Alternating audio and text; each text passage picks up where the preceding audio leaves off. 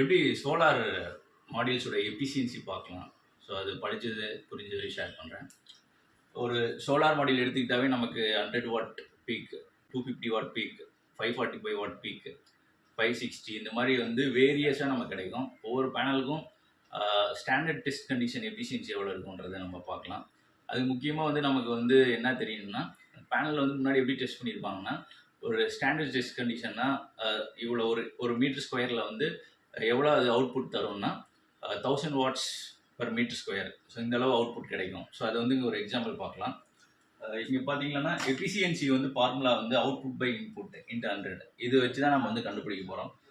அவுட்புட்டை வந்து solar பேனலுடைய output, input வந்து எவ்வளோ நம்ம இன்புட் நம்ம கொடுக்குறோன்றது. இன்புட் வந்து ஸ்டாண்டர்ட் டெஸ்ட் கண்டிஷனில் வந்து எவ்வளோன்னா 1000 வாட்ஸ் பர் மீட்டர் ஸ்கொயர். ஒரு ஏரியா மாடியூல்ஸோடைய பர் மீட்டர் ஸ்கொயர் ஏரியா வந்து எவ்வளோனா 1000 வாட்ஸ் பர் மீட்டர் ஸ்கொயர். அந்த அளவு வந்து நமக்கு வந்து கிடைக்குது. எவ்வளவு இன்புட் நம்ம கொடுத்தோம்னா ஸ்டாண்டர்டாக வந்து இவ்வளோ கிடைக்குது. அதுவே நம்ம ஒரு பேனலில் பார்க்கும்போது அது எஃபிஷியன்சி எப்படி இருக்குன்னா, output power of solar modules. ஒரு சோலார் மாடியூல்ஸ் எவ்வளோ அவுட்புட் பவர் வரும்னா, எக்ஸாம்பிள் வந்து நம்ம வந்து ஒரு 545 வாட் பீக் பேனல்ஸ் வந்து நம்ம எடுத்துக்கலாம். ஸோ அதை எடுத்துக்கிட்டோம்னா நம்ம ஃபஸ்ட்டு வந்து இது வந்து டோட்டல் ஏரியாவுக்கான வாட் பீக்கு. நமக்கு வந்து பர் மீட்டர் ஸ்கொயர் ஏரியா கண்டுபிடிக்கும் போது தான் நம்ம ஸோ அதோடைய எவ்வளோ எஃபிஷியன்சின்னு பார்க்க முடியும். ஸோ அதுக்கு என்ன ஃபார்முலான்னா, per metre square watt equal to total watt peak divide by மாடியூலுடைய ஏரியா. இது நமக்கு தெரிஞ்சால் ஸோ நம்ம வந்து இது அப்ளை பண்ணி எவ்வளோ பர்சன்டேஜ்னு கண்டுபிடிக்கலாம். அது ஏரியா கண்டுபிடிக்கிறதுக்கு வந்து பேனலுடைய பேக் சைடில் வந்து அதோடைய டைமென்ஷன் கொடுத்துருப்பாங்க. லென்த் எவ்வளோ, வித்து எவ்வளோன்றது. ஸோ அந்த லென்த் அண்டு வித்தையும் வந்து எம்எம்ல இருக்கும். ஸோ அது ஏரியாவை கன்வெர்ட் பண்ணி நம்ம அதோட ஏரியா எவ்வளவு, டோட்டல் ஏரியா பேனல் வந்து எவ்வளோன்னு நம்ம கண்டுபிடிக்கணும்.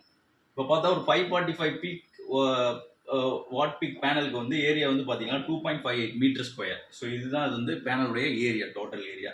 இதில் வந்து நம்ம இது வந்து டோட்டல் ஏரியா இருக்கிறதுனால நம்ம per watt peak per metre ஸ்கொயருக்கு எவ்வளோ வரும்னா 545 டிவைட் பை இதோட ஏரியா நம்ம போட்டோம்னா நமக்கு 211.24 வாட் பீக் பர் மீட்டர் ஸ்கொயருக்கு வந்து நமக்கு கிடைக்கும் அந்த பேனலில்.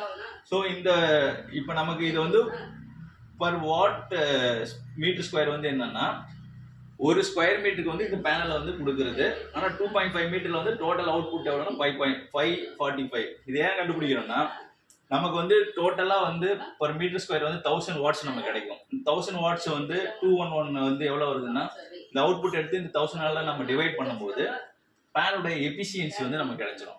0.21 இன்ட்டு எஃபிஷியன்சினா இந்த 100 பண்ணும்போது இந்த பேனலோட எஃபிஷியன்சி 21.1%.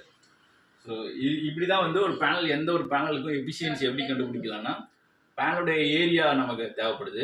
ஸ்டாண்டர்ட் டெஸ்ட் கண்டிஷன் வந்து எவ்வளோன்னா 1000 வாட்ஸ் பர் மீட்டர் ஸ்கொயர் இருக்கு. இதுதான் வந்து அதோடைய இன்புட். நம்ம இவ்வளோ இன்புட் கொடுத்தோம்னா எவ்வளோ அவுட்புட் வருதுன்னா, நம்ம 100% இன்புட் கொடுத்தா அந்த பேனல் வந்து நமக்கு வந்து 21% தான் வந்து நமக்கு வந்து அவுட்புட்டாக கொடுக்குது. இதுதான் வந்து பேசிக்காக ஒரு எஃபிஷியன்சியை கண்டுபிடிக்கிறத நான் பாருங்கள். ஸோ இதை பற்றி எதாவது புரியலன்னா கமெண்ட் பண்ணுங்கள்.